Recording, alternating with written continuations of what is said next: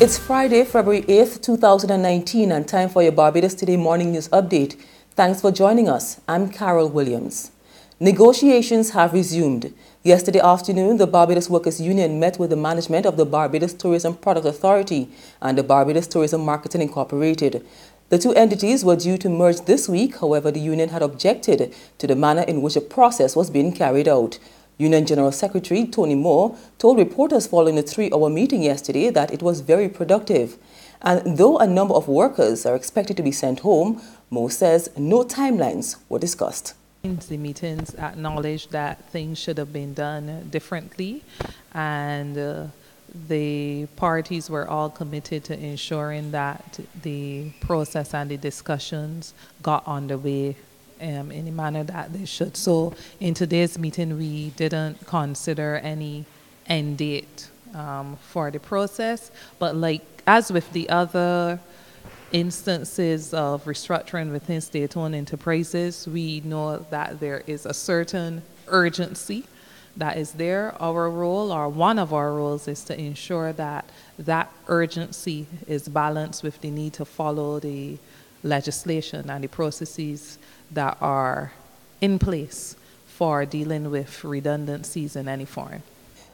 Moore says a date hasn't been set for a follow-up meeting. In the meantime, the parties are expected to share relevant information on the process. The information that we had received only related to an implementation date and what was to take place, but what our discussion started at the beginning, if we should put it that way, by having an appreciation of the factors driving the decisions and so on. So the foundation factors that led to the letter, the initial letter of the BTMI to us, is what where we started. Disappointed, that's the reaction of the founder and chief of youth and community group Nature Front Ranch to issues being raised by Barbadians following the recent killings. Corey Lane tells Barbados Today he's not happy that residents are being sidetracked by matters such as the appointment of former Commissioner of Police Deandra Dottin as a crime consultant when there's a bigger issue of crime to be dealt with, and he's telling them to show more political maturity and deal with the real issues. As he looks to the upcoming presentation of the estimates of revenue and expenditure, Lane says he's hoping it contains measures to keep the youth away from a life of crime. For instance, we brought back on a commissioner, and we're going to pick at that because there's political meat on that. But there are lots of solutions to crime that the government could be getting involved in terms of supporting community centers and community groups. I think that you need to raise the ante on that as opposed to picking at what you consider political fodder. So those are the sort of things that I would like to see coming up in the estimates, that we make sure that there's funding there. For every dollar spent in preventing young people getting involved in trouble, it takes about $90 in terms of rehabilitation. It takes $31,000 to keep an inmate at does for an entire year. Here we could probably do it for $600. We can do it way cheaper. So the whole idea is, are we going to support the culture and sports and organizations like the ranch, or are we going to continue to say and just talk about it and give lip service to it? That is what I would like to see in the estimates. That is the type of approach I would like to see our politics take in Barbados. Yesterday, Sandals Barbados presented a Nature Front Ranch with an upgraded facility. The improvements cost in the region of $40,000 US. In sports, Deandra Dottin demolished Pakistan in the first ever Women's One-Day International to be played at the Dubai International Stadium with a dominant 96 and 3 for 14. Her all-round brilliance handed Pakistan a 146-run drubbing and West Indies 2 championship points. West Indies secured the victory after Pakistan lost 9 for 24 to be dismissed for 70 in their chase of 217. There's regional and international news after this short break.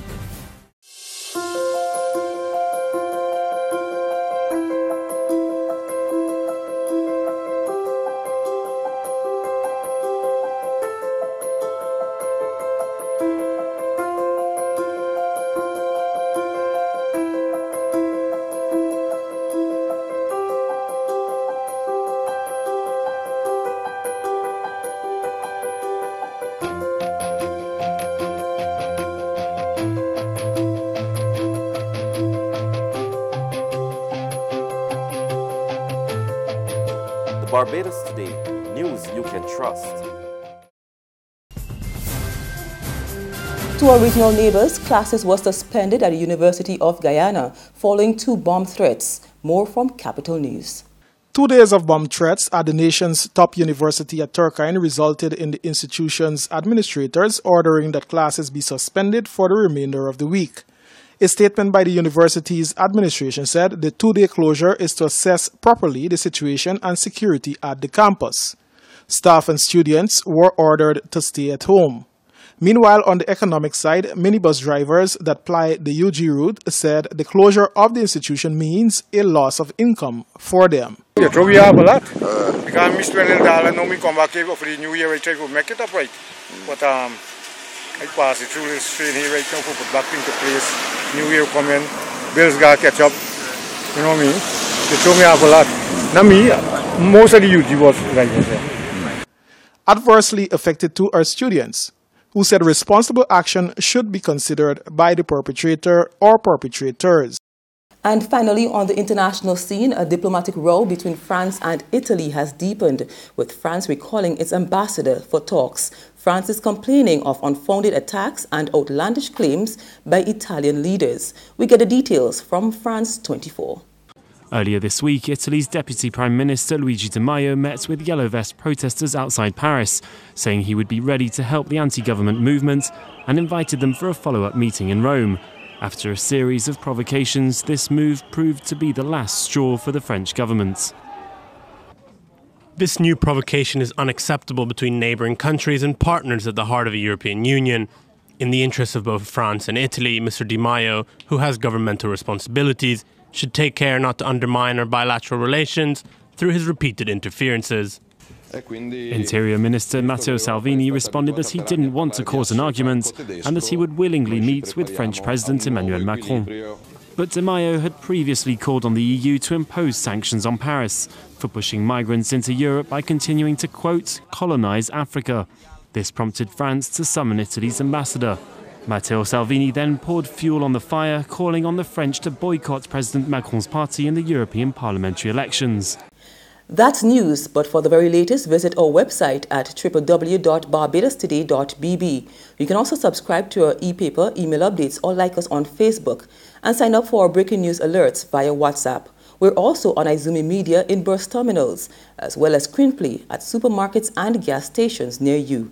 You can also hear us on Mix 96.9 FM and Capital Media HD 99.3 FM. I'm Carol Williams. Have a good day.